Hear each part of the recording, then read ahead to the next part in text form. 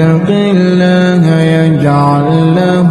مخرجا ويرزقه من حيث لا يحتسب ومن يتوكل على الله فهو حسبه إن الله بالغ أمره